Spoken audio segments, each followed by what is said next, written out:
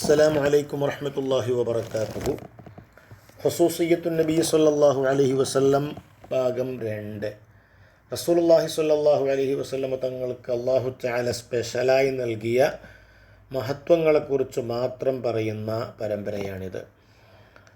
റസൂലുള്ളാഹി തങ്ങളെ അല്ലാഹു തആല മുഴുവൻ ജനതക്കും പ്രവാചകനായിട്ടാണ് അയച്ചത്.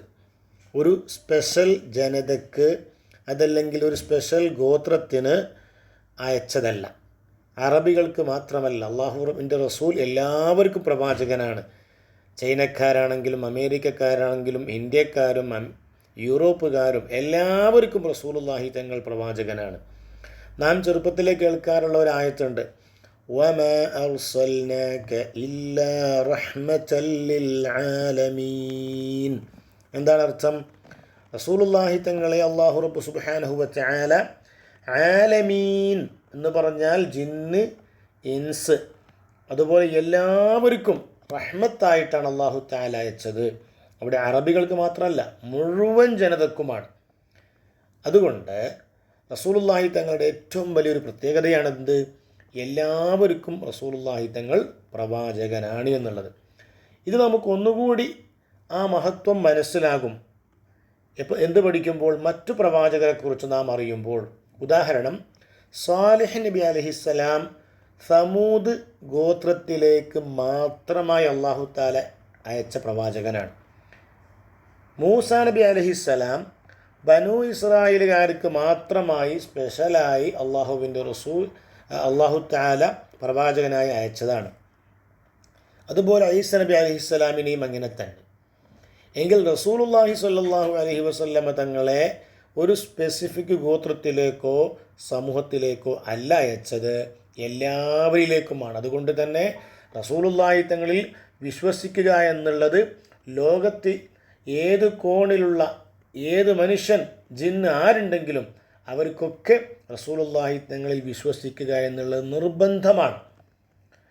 അതുപോലെ തന്നെ മറ്റൊരു കാര്യം, ഈസാ നബി അലൈഹിസ്സലാമിൻ്റെ ശരീഅത്ത് റസൂലുള്ളാഹി തങ്ങൾ വരലോടെ ഇൻവാലിഡ് ആവുകയാണ്, പിന്നെ പ്രസക്തിയില്ല.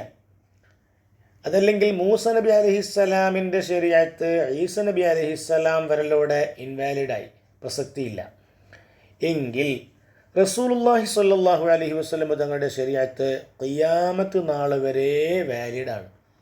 കാരണം നാം ഇന്നലെ പറഞ്ഞതുപോലെ റസൂലുള്ളാഹി തങ്ങൾ ഖാതിമുൽ അംബിയ ആണ്. എല്ലാ പ്രവാചകന്മാരുടെയും അവസാനം വന്ന അന്ത്യപ്രവാചകനാണ്. അപ്പോൾ ഒരു ടൈം ബൗണ്ട് അല്ല ഇസ്ലാമിക് ശരീഅത്ത്, റസൂലുള്ളാഹി തങ്ങൾ കൊണ്ടുവന്ന ശരീഅത്ത്. അതേസമയം മറ്റു പ്രവാചകന്മാരുടെ ശരീഅത്തൊക്കെ സമയബന്ധിതമായിട്ട് അയച്ചതാണ്. അടുത്ത പ്രവാചകൻ വരുമ്പോൾ നേരത്തെ വന്ന ആ ശരീഅത്തിൽ വിശ്വസിക്കൽ അവർക്ക് നിർബന്ധമില്ല. അതേസമയം നമുക്കൊക്കെ നിർബന്ധമാണ് എല്ലാ പ്രവാചകന്മാരുടെയും നുബുവത്തിൽ വിശ്വസിക്കുക എന്നുള്ളത്. നമുക്ക് നിർബന്ധമാണ്, അവർക്ക് പ്രവാചകനാണെന്ന് വിശ്വസിക്കൽ. പക്ഷെ അവരുടെ ശരീഅത്ത് ഫോളോ ചെയ്യുക എന്നുള്ളത് നിർബന്ധം അല്ല. അവകളൊക്കെ റസൂലുള്ളാഹി തങ്ങളുടെ ശരീഅത്തോടെ ഇൻവാലിഡായി. അതുപോലെ ഇനി അങ്ങോട്ട് റസൂലുള്ളാഹി തങ്ങളുടെ ഈ ശരീഅത്തിനെ ഇൻവാലിഡാക്കാൻ വേറൊരു പ്രവാചകൻ ഇവിടെ വരുന്നുമില്ല. ഒരു ഹദീസിൽ കാണാം, ഉഅ്തീതു ഖംസൻ ലം യുഅ്തഹുന്ന അഹദുൻ ഖബ്ലി. എനിക്ക് 5 കാര്യങ്ങൾ എനിക്ക് ലഭിച്ചിട്ടുണ്ട്, അത് ഒരു പ്രവാചകനും ഒരാൾക്കും ഇതിനു മുമ്പ് ലഭിച്ചിട്ടില്ല. അത് പറഞ്ഞെടുത്ത് കാണാം, വകാന നബിയ്യു യുബ്അസു ഇലാ ഖൗമിഹി ഖാസ്സ. അല്ലാഹു തആല ഒരു പ്രവാചകൻ അയക്കുമ്പോൾ ഒരു ജനതയ്ക്ക് മാത്രം സ്പെഷ്യലായിട്ട് അയക്കുന്ന ഒരു പതിവായിരുന്നു ഉണ്ടായിരുന്നത്.